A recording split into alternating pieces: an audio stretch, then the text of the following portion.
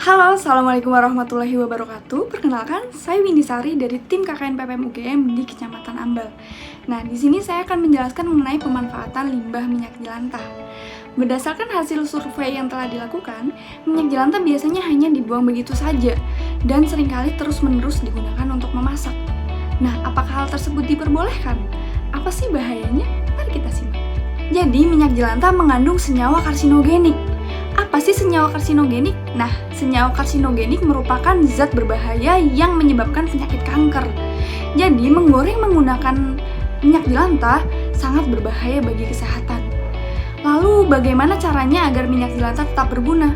Nah, di sini akan ada tips cara mengolah minyak jelantah menjadi sambal, yaitu sabun untuk ambal resmi. Berikut tutorial pembuatannya. Pertama, untuk alat dan bahan, di sini saya menggunakan alat dan bahan yang sangat sederhana, sehingga Bunda bisa membuat di rumah masing-masing ya.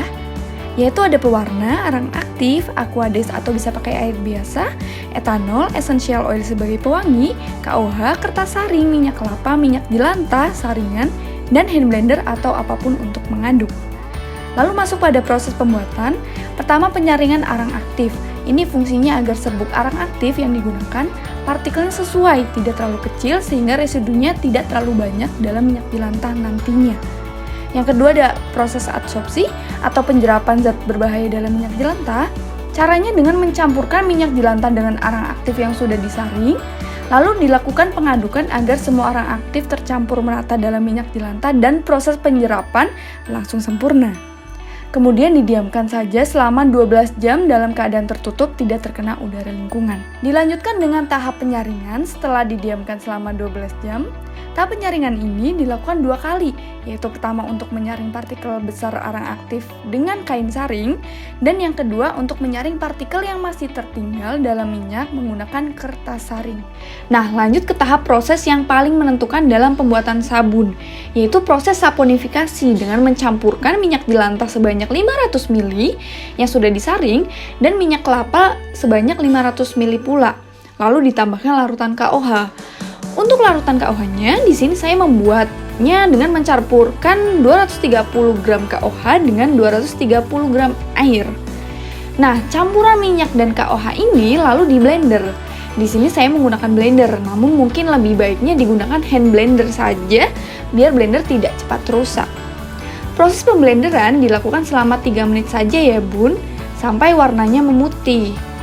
Ketika campuran tadi sudah memutih, maka bisa dipindahkan dalam wadah dan didiamkan selama 30 jam. Setelah proses pendiaman selama 30 jam, lalu bisa dilanjutkan dengan proses pengenceran, yaitu dengan menambahkan air sebanyak 1:1, lalu didiamkan selama 24 jam. Karena pasta sabun akan melarut dengan sendirinya dan bisa dibantu pengadukan manual setelahnya. Setelah pengenceran selesai, maka dilanjutkan dengan menambah bahan lain, yaitu ada alkohol. Di sini fungsinya untuk antiseptik, yaitu untuk memperlambat atau menghambat pertumbuhan dari bakteri. Nah, dilanjut dengan penambahan gliserin. Nah, gliserin ini fungsinya untuk memberikan efek melembutkan dan licin pada sabun. Lalu dilanjut untuk penambahan pewarna makanan untuk mempercantik warna dari sabun. Nah, yang terakhir ada pewangi.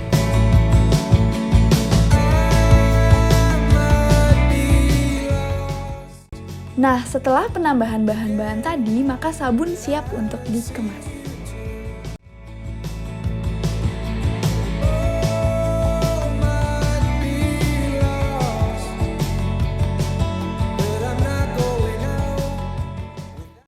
Selamat mencoba dan selalu taat protokol kesehatan ya. Salam sehat.